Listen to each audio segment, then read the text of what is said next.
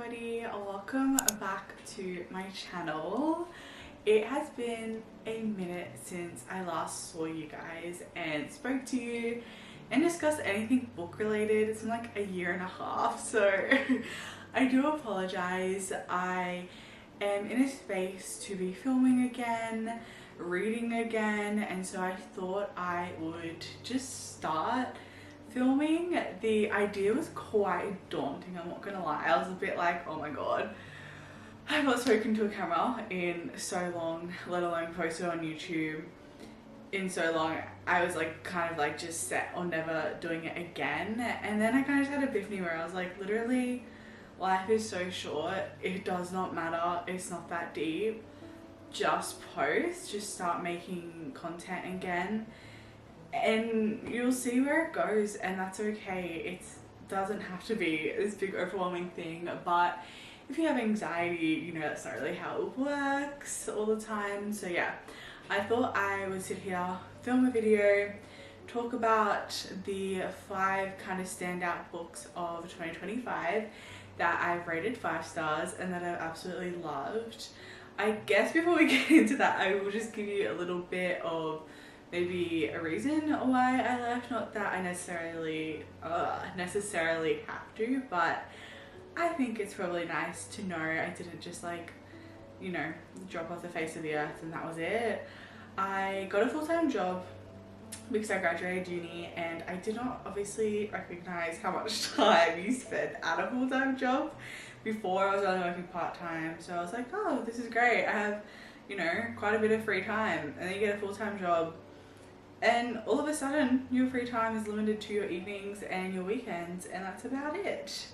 And then on top of that, I just had some personal stuff going on, and then mentally, you know, it was in the fucking gutter. So we weren't doing great last year, and with that came not reading, which that was the real bummer of my last year, was not picking up a single book. Which, if you used to watch this channel when I used to post, I read like 100 books in a year for like 2 years there. I was like a power machine when it came to like reading books constantly. I was always reading something, and I love books. And last year I just like, because my head was just like so, just like would not shut up and just constantly going, I couldn't concentrate on a single thing, and it was so frustrating and so annoying. We're in therapy now, so hopefully that gets better. It is already better, but my ability and capacity to read now is a lot more. And so in January I started reading again when we had 2 weeks off over Christmas, and it was the best thing ever. And now I'm back, I'm here, I'm wanting to read again, and I'm wanting to film again. So yeah, welcome back if you were watching before. I appreciate you sticking around if you have, and hello, welcome if you're new. My name's Sienna, I'm 24, I love reading, I'm Australian, if you can't tell by the accent, and the kind of books I read are, well, I'll get into the genres, but I only read queer books. I don't really have an interest in reading like straight books, you know. There's enough straightness in the world. I don't always really feel like I need to be reading it or consuming it in my media either. So yeah, as a gay girly, I do in fact only read gay books. So that is what I predominantly read. Genres wise, I love fantasy. It's my favorite genre ever. Romance. I'm really into horror at the moment, like horror and thriller kind of books. I'm really into them. And sci-fi, yeah, those are kind of the main book categories that I read. YA, I really like those books too. So yeah, those are the main kind of categories. And then tropes wise, well, I'm not that original. I love enemies to lovers. Who doesn't? I do really enjoy a slow burn. Like for me, the relationship, I want it to be as slow as kind of possible, and I want them to have like one kiss. I don't necessarily like smut in my books, which I read romance. I read a lot of books that have smut, so it's fine. I generally will just skip a little bit of it. But yeah, it's not my preference, and I do really just love like a good love story that I'm like sobbing in tears over, which doesn't really take much, but that's for me like peak reading experience. So yeah, a little bit around like my book taste before we get into this video. That was that. The books I'm going to be discussing, so I think I've read now, I've gotten Storygraph too, which is new. I used to be a Goodreads person. I mainly used that. To be fair, I didn't really use it to like break down things, as well just to track and like look at reviews. But some people like books past bedtime. I love Jess's videos. I watch them all the time. She does such a cool like detailed breakdown of like her Storygraph. I have not done that yet. I've just set it up, but I set my goal for this year to read 50 books, which feels somewhat manageable, which if I don't make it, that's okay. You know, going from like 0 to 50 books, if I get even halfway through, like that's an improvement in itself. But yeah, I have read so far, I've read around like 13, 14 books so far, because there's a couple I've not put in here yet. And in terms of like my reading stats, my moods, which again I think is reflective of just me as a person, my biggest mood is dark, and then followed by tense, emotional, and adventurous. Which the adventurous I was shocked by. The emotional, not one bit was I shocked by that. And I generally just read fiction. I don't really read non-fiction ever. And then my obviously highest genre is LGBTQI+, followed by fantasy, romance, young adult, contemporary, sports, and horror. Which that feels pretty much like a summary of the genres I like to read. Which is not shocking, that's why it's literally tracking it. But yes, I am now on Storygraph, which has been really fun. And I don't know where I'm actually going with that. I don't think I was going anywhere other than to tell you that I am now on Storygraph. But I wanted to come on here and talk about 5 queer books that I've read this year and that I've rated 5 stars, that I absolutely have loved, adored, eaten up, probably cried over, and absolutely would recommend. And so that's what we're here to talk about today. Let's get into it. They're not necessarily in order of what I've read them. I guess just general like time I've read them has been between January and now. And I have loved these books, and again would recommend them wholeheartedly. So let's start with our first book. The first book I want to talk about is The Hollow and the Haunted by Camilla Rains. So in this book we are following Miles, who, well actually I'll set you the scene. We're in a town where a lot of people have kind of like psychic abilities. The town I think is just generally not necessarily always the best, but it's quite like spooky, lots of things happen here. It's a supernatural kind of based setting, town, people. So we're following Miles, and his family are, well I guess you would consider like good like psychics and mediums, and they help a lot of people in the community. They don't necessarily charge for it. And Miles has this premonition, or like this psychic kind of vision one day where he sees a boy in the mirror who is dying. And so that is kind of the opening scene for us. And then we meet Gabriel, who is a Hawthorne, which is like the snobby, very rich family. They're also like psychic mediums, have different abilities. However, theirs is very profitable in comparison to like Miles's family, which is not. It's to kind of help people. The Hawthorns and Miles's family also have history and very much do not like do not like each other. I don't know what I'm trying to say there. Do not like each other, and this is kind of the setup of a bit of a, I wouldn't say it's enemies to lovers per se, but it's definitely like strong dislike to lovers. And so we meet both Miles and Gabriel, and when Miles meets Gabriel at this ball that the Hawthorns are holding, he sees that he is the boy in the mirror that he's been seeing his kind of death vision for. And so from there we see Miles and Gabriel working together to uncover who is wanting to kill off Gabriel, who is behind it, what is this kind of secrecy between their families, and along the way we see them gain feelings for each other. And this book does leave on a cliffhanger though. I was not expecting it. I thought I'm gonna wrap it up, get a happy ending. Then it was getting closer and closer, and then bam, it was like cliffhanger galore. I'm really excited for the next book. I believe it comes out this year, and it was just fantastic. Like, I just really enjoyed the writing style. I loved both of the characters. I really liked seeing Gabriel go from like quite closed off and like guarded and open up to Miles, and I think their relationship was just really sweet, and I just loved it. I loved the characters. Again, I really liked the setting. I loved the supernatural kind of vibe to it, the family mystery of it, just the general vibe of the book, its setting. The writing style was really good.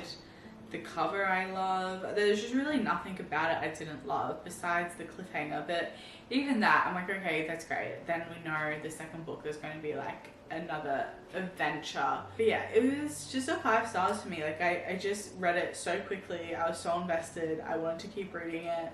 It's the same with all these books. That's why they're 5 stars. I couldn't put them down. I loved them. I don't really have a bad thing to say about any of these books at all.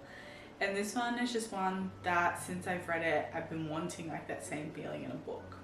So that is a first book that I wanted to talk about that I rated 5 stars, The Hollow and the Haunted. Next one is technically a series, but I read both of those books this year. And this is a book series that I have been talking about so much in like when I used to post. This is a book series by this author that I'd wanted to read for so long, and I finally have gotten around to it. I actually read both series by this author, so I'll talk about this one, and then the other series I'm wanting to do like a reread vlog where I'll talk about my thoughts there. But Dark Rise and Dark Air by C.S. Packet, I've been wanting to read these books for ages, and I finally did, and they were amazing. I absolutely loved them. So in these books, it's YA. I believe it'll be a trilogy, maybe even more, but there definitely will be a third book because, again, the second book ends on a cliffhanger. In these books, we are following Will, and in the first book, we kind of see Will and his friends now, but these people come together in a race against the Dark kind of king. So this concept, I love this concept. It's probably one of my favorite like fantasy concepts that I've read about.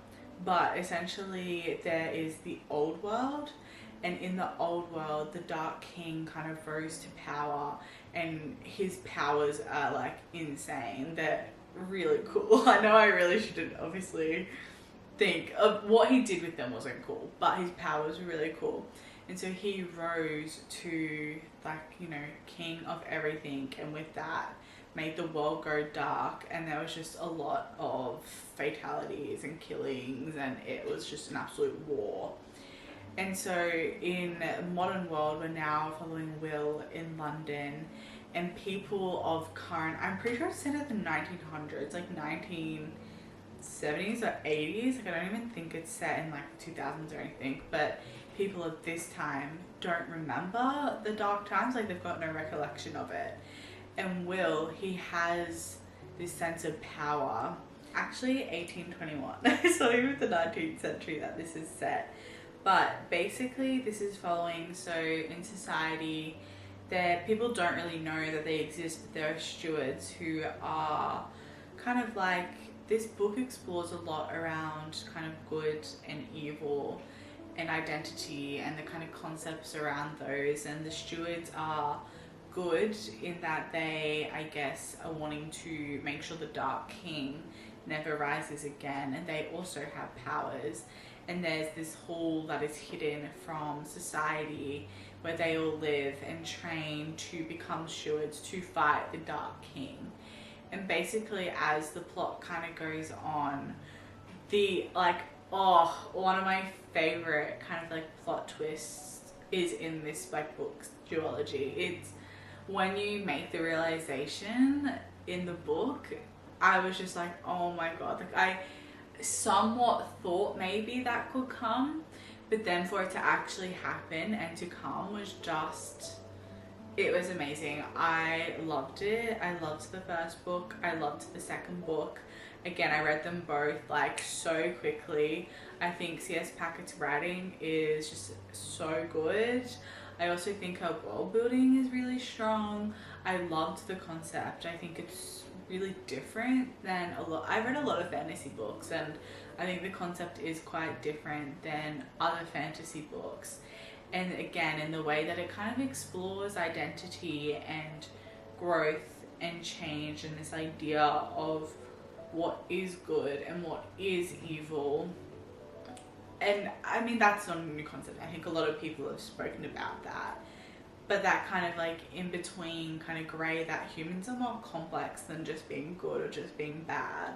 And the world is more complex than that. And we often see it, you know, in our current world where people kind of are categorizing one thing as being good, but then underneath that there's actually all these things that when you look at, you wouldn't necessarily consider them good. And that's the same with the stewards and how they kind of come to have their power, like isn't necessarily this idea of good, but yet that's what they're weaponized, and that the Dark King is purely just evil and bad. And Will is just such a complex character, and his story and journey throughout is one I just loved reading about, and I was just so hooked, and I really feel for him as well. And this kind of, again, target like, who am I, my identity, your past kind of self, your current self, and then where you fit in, and these kind of notions that people then already have about you. Yeah, I don't want to spoil it or give it away, but it's fantastic. I love the 2 books that are out so far, and I can't wait for the 3rd book. I don't think C.S. Packet puts out books quickly, so I do fear we will be waiting a while for this 3rd book. However, I'm so excited to read it. And throughout this, there is a kind of love story. It's slow. Like, for me, it's perfect. It is like a slow burn. And the flirting and the tension, oh, with James, no, it's the best ever. I know it's a really good kind of chemistry and like connection between characters when I'll reread the lines that they've said to each other and like literally have a giggle and a smile on my face like a teenage girl. And this book had me doing that at multiple points. I was like, oh, I was blushing. I was like, you're kidding. I was like, oh my God, I'm obsessed. This is everything I want in a book. So I could not recommend both of them, but picking up this series is just one of my favorite things I've done this year. And it's the series that got me back into reading. And I'm really grateful for that. But I, as an overall series, would give both books 5 stars. Loved both of them. Couldn't recommend more. The next one is what's kind of kickstarted my love into like queer horror books.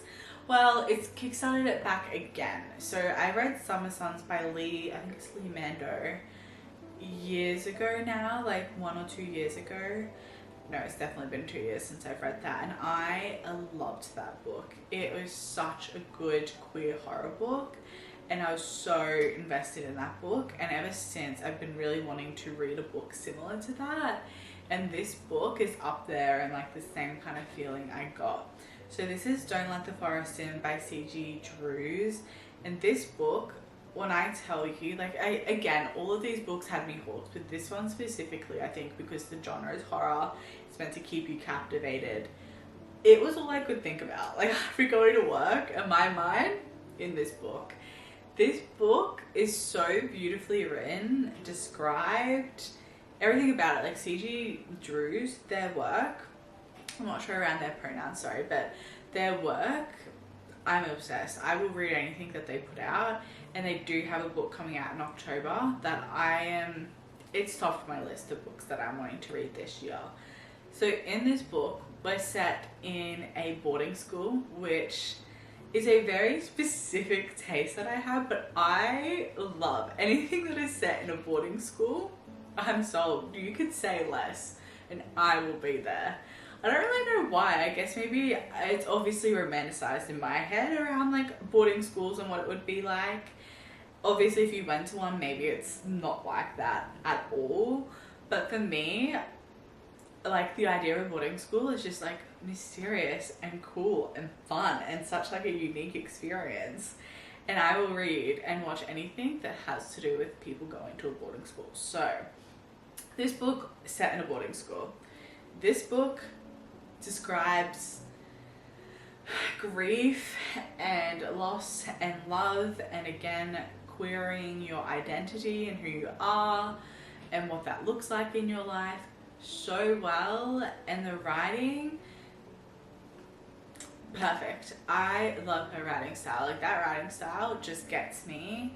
And I have so many like quotes from that book that I've highlighted that literally sent me into tears a little bit. Like I would read some of those quotes in the book and I would just be like, oh my god, this is so beautiful. I love this book. So this book is horror.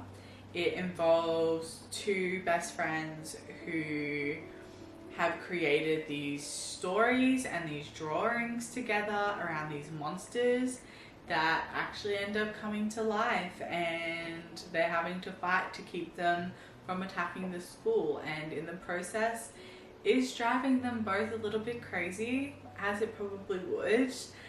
And again, this also has probably one of the biggest, I would say, like Dark Eyes, Dark Air, I could somewhat see the twist coming. Like I thought that, okay, maybe that's a possibility. This one, like I actually had to stop reading for a second when the plot twist happened. I was like, my mind was fucking blown. I was like, what? I literally like sat up and spoke to myself and I was like, you're joking. I was like, no way. And then it turns again and then you're like, oh my god, what do I believe? This is a absolute mindfuck in the best of ways. It was so good. So good. Oh my god, I could not recommend this book enough. And in this book, we are following our two main characters. So, oh my god, I didn't even put their names on. That was so silly of me. Let me get their names up because I have sadly forgotten their names, which is not shocking. I think their names were something really cool because I remember thinking one of the names, I was like, ooh, I love that name. Add to my kids list. Two main characters, we're following Thomas and we're following Andrew. And Thomas and Andrew are the best friends. We are following our two main characters, Thomas and Andrew. So Thomas's parents disappear and he comes back to school and he's a bit more distant with Andrew, who they've always been really close with. And we're following kind of, I guess, the monster aspect. We're then also following Andrew and, like I said, the fucking twist that it is. And that story around kind of grief and loss and what that looks like. The kind of like, not slogan, but catchphrase for this is a dangerously addictive queer YA horror, and maybe even dark academia is dark romance, and that is what it is. Like the romance is beautiful in the sense that I really appreciate that one of our main characters is asexual. As someone who is, you know, at many points questioned if I've been asexual, I really liked that representation in the book.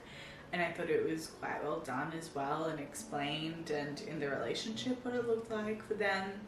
But their romance is definitely not like a light fluffy little tiki romance.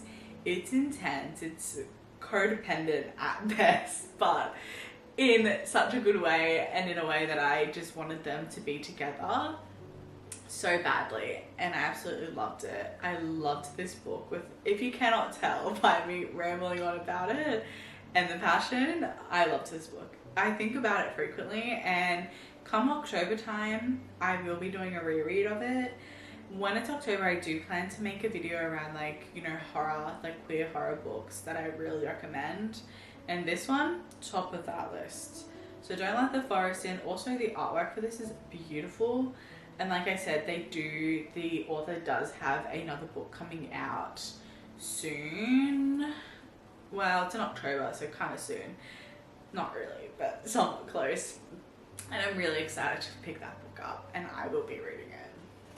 The next book is, it's just such a good book. It's such a good series. The next book is The Golden Raven by none other than Nora Sakovic. If you have not read the All for the Court, or All for the Game, All for the Court, All for the Game series by Nora Sakovic, it is one of my favorite series ever. It is just unhinged in the best way possible. Like, I don't actually know if there's a better description for it than unhinged, yet so addictive and so good at the same time. I feel like if you've read the series, you either have the same like love, appreciation, and obsession with it, or you don't like it at all. I don't know if there is an in-between with that series, but if you've not read that series, you probably should before reading this book, because it is following through. So in the first 3 books, we are following Neil and Andrew, one of my absolute favorite book couples ever. I can't actually tell you how many times I've reread this series. It's a bit embarrassing. Like, the first 3 books, I've not really reread these 2 recent ones because I would like to do a video rereading the whole thing.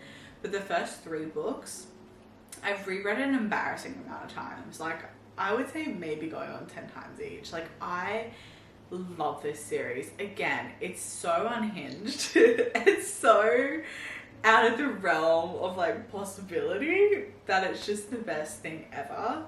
And in that, it is again one of probably the slowest burns in a book series that I've ever read. I'm talking, you get 1 kiss between the characters in the 3rd book and that's it. But the tension, and the camera just stopped recording, how rude. But the tension and the build up between the characters and like the little moments, oh, it is perfection to me. For someone who loves like slow burn, but really like quite intense build-ups, say less. It's my favorite thing ever. And in the 4th and 5th book, so it is a series, it does like carry through. In the 4th and 5th, we're following Jean and we're following Jeremy. So Jean is, again, I would not recommend reading this book if you've not read any of the others because you will be super confused. So Jean is one of the players who was on the Ravens, which is, again, if you've not read the series, it's a fucked team. Like, the abuse and, oh, it's awful. It's an awful team. So in this world, we're playing Exie, which is like a mix between hockey and lacrosse. It's a made-up sport, but it's really fun. But it's taken very seriously, and the top team is the Ravens in the country. We're in the US. But again, this is based on like significant like abuse towards like all players. It's actually insane. Like, if this was real, jail to like literally every person involved. But we're following Jean, who he then is one of the last ones left because previous members of that team have left. That's what we're following in the other 3 books in this series. And now we're seeing Jean join USC, their team, and we're just seeing the absolute difference. And I think this story, like the 2 books around Jean, they're following Jean and Jeremy, and I'd say for the whole series that romance is secondary. Like, it is very much a character driven series, and the first like 3, I'd say all the books are somewhat like plot driven as well, but the romance is there. But again, it is not like, if you are wanting like them to kiss at any point in these 2 books, you're not getting that. Like, that's not the kind of romance it is. It's this very like subtle but intense build up around kind of emotions. And again, I think for Jean particularly, like, God, that guy, oh, the amount of trauma that he has is, you know, it's understandable. Romance is not his top priority in these books, and I think these books are a really good exploration around like trauma and how deep that goes and what that looks like and the impact it has on a person.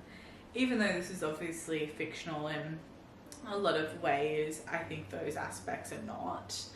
And seeing Jean's journey coming to a team who is loving and kind and accepting and patient, all these things his other team never were, is just really beautiful to watch, and I mean, I'm literally tearing up talking about it, but I think it was really beautiful seeing him find friends and his family, his found family of people who love him, protect him, and just want the best for him always.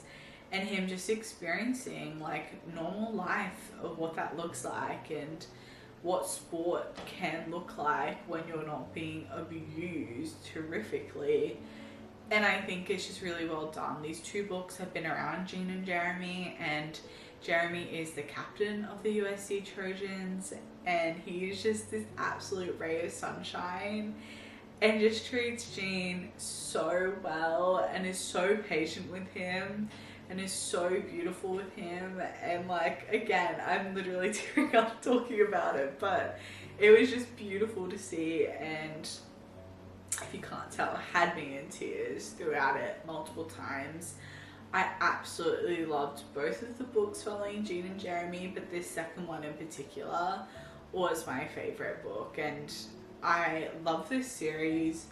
And again, I think obviously it has like the things about it that you're just like, you know, what the fuck, but I think as a series as a whole, it's just like everything I love in books and in series, and I would never ever have a bad word to say about Miss Nora Zakovic, who writes these books and sells them for like $1.99. May I just add, like, when I first got into this series, one of the books was like free and the other two were like 99 cents.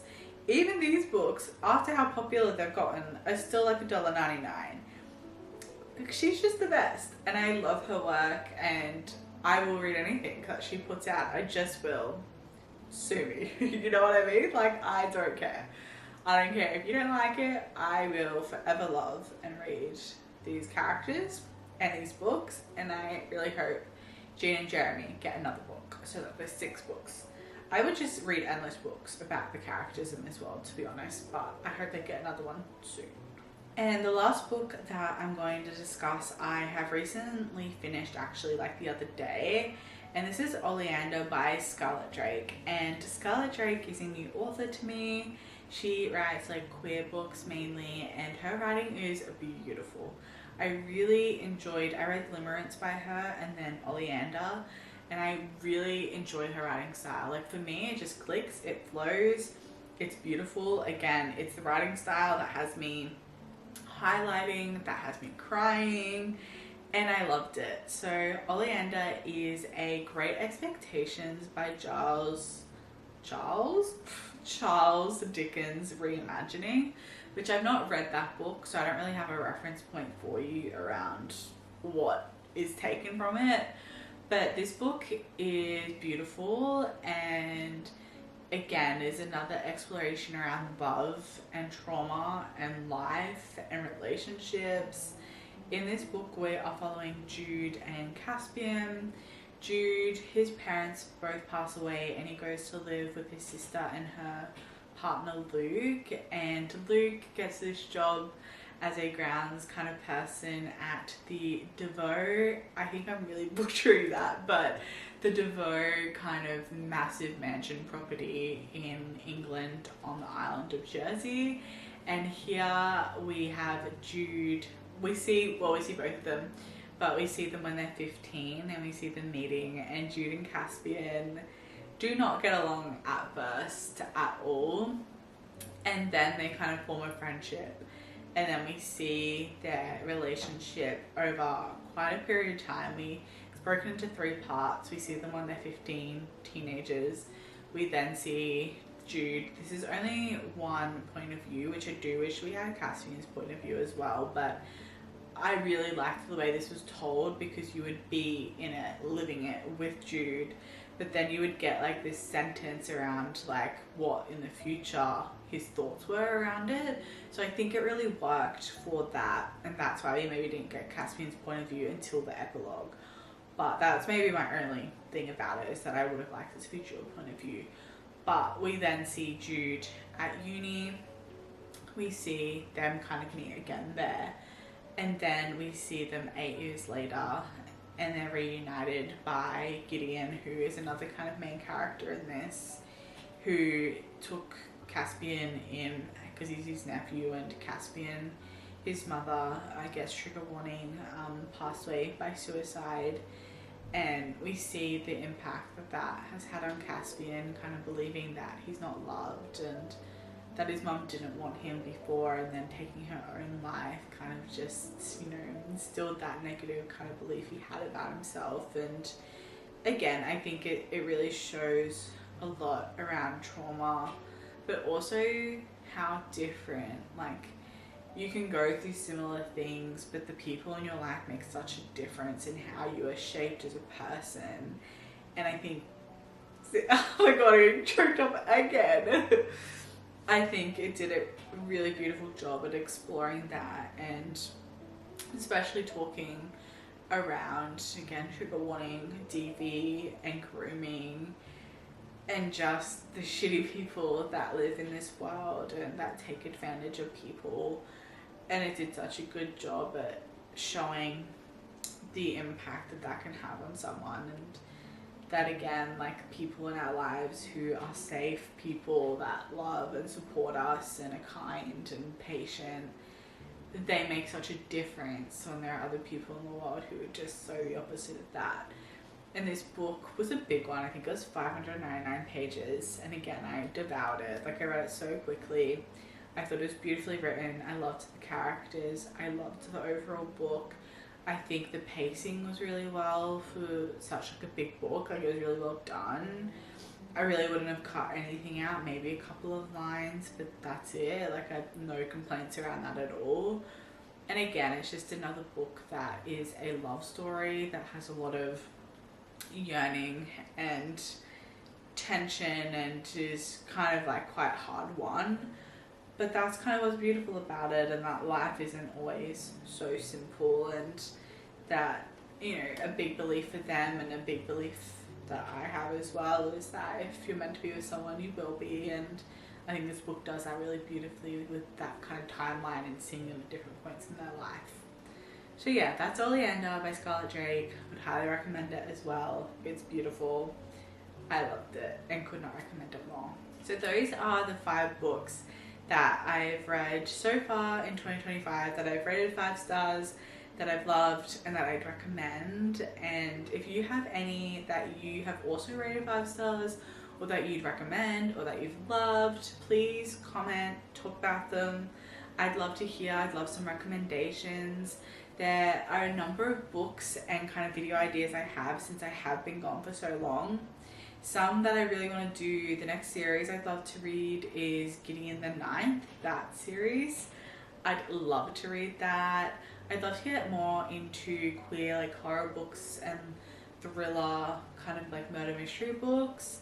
I'd also love to get more into sapphic books as well. I've read a few, but I would love to read more like fantasy sapphic books rather than just romance sapphic books. So if you have any recommendations, please comment them. There's quite a number of like dark academia sapphic books that I'm really wanting to read, so I might do a video on that. But yeah, if you have any video ideas that you'd like to see, please feel free to let me know. And if you have watched this video, thank you so much for watching. I appreciate it. I appreciate you being here and your presence. I love having a little community to talk about queer books with, because again, I think reading is just such an amazing thing that we get to do as people. It's one of like the best things ever. And then having a space to talk about that, especially queer books, when there's a lot of people who make booktube videos, and I love like watching their videos too, but I think it's really nice when you find a community that is like queer specific, because it's important and it's such a good space to kind of have, and to know that there are other people out there who also love and read queer books, and I'm one of them, and I would love to chat and say hi. And yeah, that's kind of all I've got to say. Thank you for being here. Thank you for watching. Please feel free to comment anything that you think I'd enjoy, that you've enjoyed, that's been a 5-star for you so far. And I will see you in my next video, because I will be back. Me, and this is Bambi. Me and Bambi will be back. So please sit tight. Probably won't be every week, just because again I do work full time, so timing is limited. But I have moved out.